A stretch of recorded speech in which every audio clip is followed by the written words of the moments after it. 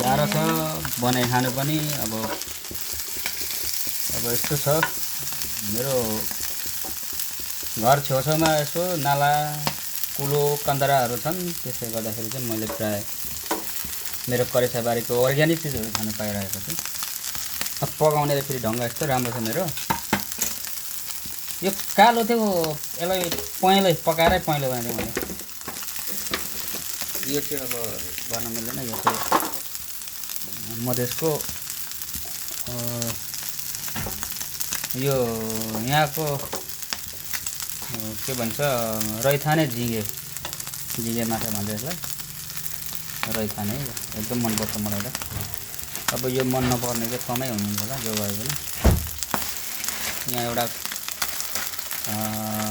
पोठी माछा पनि छ। त्यस पछाडि यो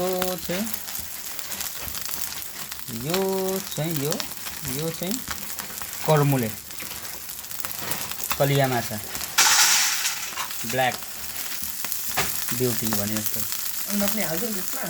ओ नो, यसमा अन्डा हाल्यो भने त फेरि डेन्जर हुन्छ। यसमा अन्डा हाल्नु हुँदैन।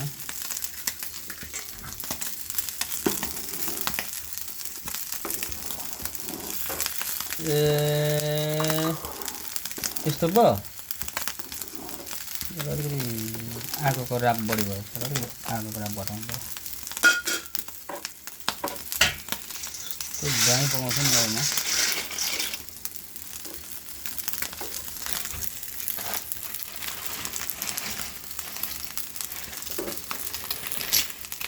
मेरो चाहिँ अब मेरो भेराइटी चाहिँ रेडी हुनु लाग्यो।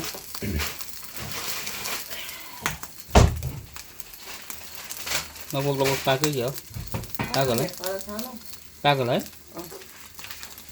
त उम्लिनु थालेको उता पाको। नुन लगाइदिउँ, अलिकति नुन लगाएको छ नि।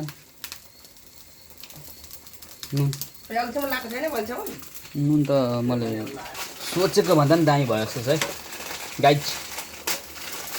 आई लाइक झिँगे त्यो बनाइसकेपछि त अनि सोचेको भन्दा दामी हुन्छ नि त हौ। रेड कलरको भयो पाको मार्दिउँ ग्यास। भयो ग्यास मार्नुपर्छ। ओके।